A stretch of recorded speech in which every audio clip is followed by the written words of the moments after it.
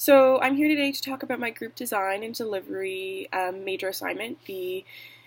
My topic was finances, and I chose to do a video just because I feel like it works more with my skills and my abilities. I like to talk, so I feel like this is a better route for me. So when I look back at my design and I reflected on my delivery, and now I evaluate and see where I went wrong and what I did right, the first 5 minutes when I reflected and I noticed and I welcomed the group, I feel like I did very well. The only thing I did miss that I really wish I didn't was identifying where the group was at, so in what stage. So in my written document for design, I mentioned that they would be at norming or possibly forming, and that's really dependent on who was here last week and who wasn't and what that looked like. And I knew that I wanted to be very specific and say that if someone had come into the group, it's totally okay, and that it was a drop-in. And I felt like it was a challenge for me to not look at them as my peers, but to keep reminding myself that this is a drop-in. This is they don't know me like that, and I need to keep maintaining that type of rapport and not act like I know everything because I've known them for a while. So then I mentioned a lot about that there was no topic of like you didn't have to talk about your own finances and the right to pass, as well as like if you need to take space outside, you can, and somebody will come talk with you just to check in. And that was important for me to say because I feel like those are key points to starting off a group, and I felt like if I didn't address those, if things happened during the session that I said, well, you can go outside if you want, and I never addressed it earlier, that it can come across as mean or they can get defensive, and that could lead to other confrontational things. So I did have Sam join me for my presentation. I had the option of using her as a guide or sort of like a co-facilitator or just an aide, and I feel like I used her more as an aide. I kind of needed her just as another body to look around, to have more eyes, because I only have two and I feel like I couldn't do it on my own. And it was definitely a challenge doing it on my own and not having a co-facilitator, because I felt a lot of pressure that it was all relying on me. And in the end, I know it worked I learned a lot from doing it on my own. But I feel like if I didn't have Sam, I would have really struggled. So now we're going to talk about the space layout. I feel like the way it was laid out with the circumstances being in a portable, it was okay. I liked the circle, and I liked having the option of people sitting on bean bags or sitting in chairs, whichever was more comfortable for them, because it didn't affect me, and I could still facilitate whether they were laying on the floor or sitting in a chair, so that worked in my favor. The table layout was kind of challenging because I couldn't really reach Danielle or Bailey, so I always tried to talk over the table to them, but make sure that I was checking in on them. Just because I couldn't be right next to them, I wanted to make sure that they knew that I was there, and I was attentive to them as well. I love that I had a PowerPoint, and I feel like it was super useful. And one of my peers did say in the evaluation piece that they had the chance to keep referring back to it if they ever needed a clarification, which was my goal. In regards to the question jar, so at the beginning, I tied it into the end, which is what another goal was. And there was a turning point because Sarah said it to me as a facilitator, oh, I really want my question answered at the end. And I was like, oh, okay, like, we'll get to it. And then when we did the question jar at the end, I knew I was on a time crunch, so I figured I would just, I'd wing it and basically say, like, if we don't get to your questions, I'll definitely put them on the website and with answers and resources, and with every other question that I do answer, I'll add that stuff as well. And I ended up not picking Sarah's question, and if that was a real group, I could definitely see her leaving upset, and I can definitely, once my peers told me that that this happened, I recognized, and I was like, oh my gosh, I can't believe I missed that. But I know that that was a turning point, because she said it, and it wasn't important to me, but I know it was important to her, and it in the end, it kind of just sucks that I didn't pick up on it, but I wish I did. In regards to the question jar overall, I feel like it was super successful. It allowed for a lot of group discussion, and one of my main goals as a facilitator was to be a guider rather than a leader. And I feel like I was able to guide the conversation, allowing, and Danielle mentioned in the evaluation that she liked that I let them answer the questions first before I gave my own response. So I feel like that was really to my benefit, and I feel like I would utilize question jars in the future, or even just a kind of like a jar kind of thing, because you can use them over like one group hourly session, or you can use them over if it's like a program for like 6-7 weeks, and see what progression happens, and you can just do a lot of creative stuff with the question jar, and I really do like it. I just wish that I was more attentive to what my peers were, or what the participants were saying, rather than being so worried about if I was doing things right, because I know I was. Now, in regards to the wants versus needs activity, so with the paddles, I feel like it was successful. I went with, when I took the pictures, I knew I needed visuals in case somebody couldn't read, and I know I needed visuals so people could relate, and usually pictures really help. So with that came a lot of discussion, and I thought it was great, and it was a lot of feedback from that. One peer did mention that she wished that there was more of a popcorn, like maybe ask like, well, what kind of things would be controversial, like what other ones, because I know like romance was super controversial, stability brought up a lot of conversation. So after, if I had more time, and I thought about it, it would have been nice to say like, hey, like this would have been cool to do, like what do you think, or what could be controversial in society, and kind of go into that and lead into that. But I did like that there was a lot of conversation, and that was one moment where I did utilize blocking for Heather, and in that moment it was because she was talking about chocolate, and I was kind of like, no, like stop, like you're taking my time. So there I kind of just was like, all right, like let's stay on track. And that was like a very I felt like it was a very mild way to block, rather than very bluntly, and it did work in my favor.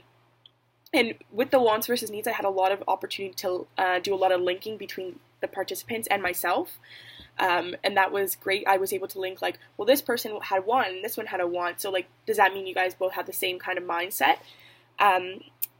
Yeah, so that worked in my favor. I also did a lot of interpretation, in the sense that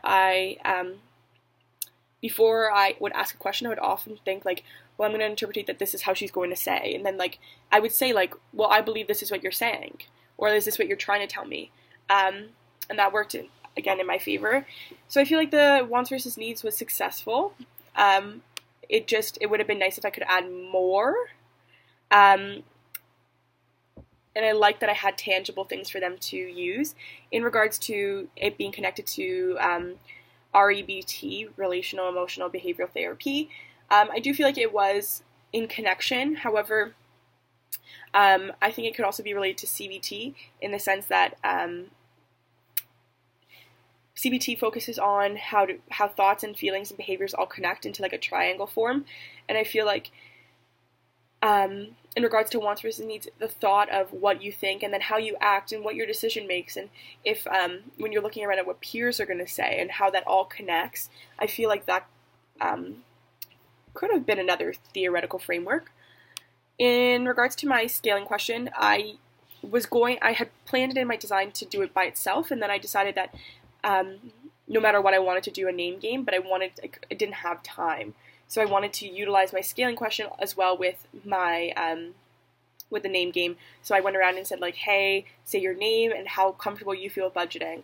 And a big point was brought up that when I went first and I said that I was at a 7, it kind of made everyone feel like, oh my god, if she's at a 7, like I must be way lower, which is not true. And it's hard because back in leadership class, it was always like, well, you as a facilitator, you want to go first, and you want to set the stage, and you want to make everyone feel comfortable that you're going. But then in this situation, it would have been useful for me to go last. So that was kind of a hard, something I didn't notice until it was brought up to me in the evaluation aspect. But I definitely realized that by me saying that I was a 7, it put a lot of pressure, and that really no one could say they were higher than that, even if they were. So I wish I would have went last, and maybe had like Sam go first, or whatever the case may be regarding that. So to my main activity, I'm happy that I went to the table because it needed some structure. A couple things went wrong with this. The visual for the activity was way too small. If someone had poor eyesight, it definitely wouldn't have helped. And the beads were a little bit bigger for the boxes, but I definitely worked with what I had, and it wasn't a big issue, but they were minimal things that were brought up and definitely made sense to why things could have arisen. Also, when I ran around, and I continuously went around and I didn't participate, but I made sure that I was engaging with everyone, I created a conflict with Jess, because I noticed something and I said, well, what if you look at it like this way? Like, why not this way? And I kind of challenged her, and I respectfully challenged her, and I wanted to, and I asked her. And I feel like asking was important, because if I didn't ask, I could have crossed a boundary that I didn't want to. And also in regards to the main activity, it was kind of hard to distinguish when everyone was done, and I didn't have a behavior technique to tell me when everyone was done, like, hey, put your hand up, or things like that, which I should have done. Yes, so then afterwards I put them to pairs, and because of the space, I just kind of did like, you're sitting next to you, so you guys are into partners. But it was mentioned in the debriefing part from my facilitation that it would have been cool to put people together to challenge, to see how they would react. Like, I know Bailey didn't have much experience in financing, but like Sarah did, and to put them together and see how they would have worked together would have been interesting. So I wish I thought about strategically placing them rather than just placing the participants together. And with all my activities came discussion questions, and I feel like it was to my benefit, because it let me know what everyone was thinking, and it allowed for there to be a lot of participation, youth participation, in the sense that they were able to be a part, so it wasn't all like, I'm talking and you're listening, and there's a level difference. It was a lot of like, hey, I'm going to sit with you guys, and we're going to talk about it and see what you guys think. And if you guys want to continue to talk, then I'm going to take something away from the group, to make sure that talking was no one was cut off. And it did give me times to link and block and create conflict and interpret things, which was to my benefit again.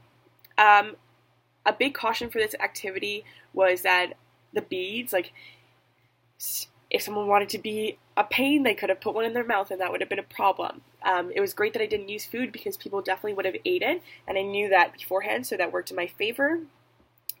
As well, I could also use like pencils or other different utensils to make it easier for other people, but I feel like it successfully went well. I just really needed to change the visual, make it larger if I could have, but I didn't, and I wasn't able to, so I wish I did change that. Sorry. Now came to the tips and takeaways. And I wish that I had a printout so they could take them home with them. And I never even thought about it until my other peers had take like handouts. And I was like, oh, that would have been such a good idea. But I didn't, and that's okay. And now I know for ahead of time when I do these things, like, that's something that it's good for them to have things to take away. So with my question jar, because I didn't have enough time, I didn't answer all the questions. And I know that could create a lot of conflict. So I need to be mindful. I feel like that I'm maybe sorting the questions out and seeing if there's duplicates or other things to successfully answer all the questions and successfully meet the time requirement of whatever the group length is.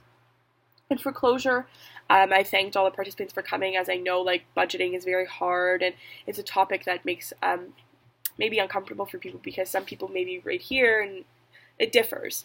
And then I reminded them that I utilized that there was a website for these drop-ins, and I feel like that would help me if I needed a backup to say something. And then I reminded them that next week was handling pressure, and I felt like that reminding them and thanking the first group really helped make it feel like it was a drop-in kind of like group weekly thing. So that was, I like that. I thought it was a creative approach. Lastly, I feel like with this group I learned a lot. Being by myself was a challenge, I think more so than being with a partner. I'm always working with people, like I'm in my camps and stuff like that. I'm always in teams, so I know how to compromise. I know how to um, respectfully make decisions with people. So I knew being by myself, I'd have a harder time because I'd be angry at myself if I didn't do well, and I knew that I had to rely only on myself, and it was really hard. It was hard to hold myself accountable to do things on time. It was hard to make decisions on things that I was like, well, I need another opinion, and I utilized my peers for kind of things, and I seeked out guidance when I needed it. And I feel like I learned a lot working for myself. I feel like I've learned that I can't do things on my own. As much as I want to be able to do everything on my own, I can't.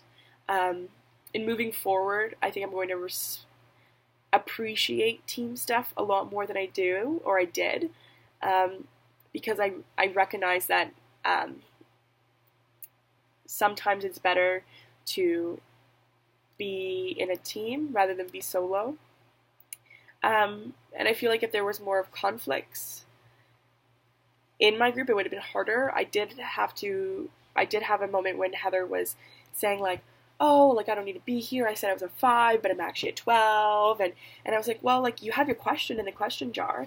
And that conversation, it was crazy because I wasn't stressing as much as I felt like I should have been. And it just, whatever I was saying was coming so natural. And I felt like, okay, well, your question jar. And then she was like, yeah, like, I'm going to do a question. Like, my question, I want to hear the answer.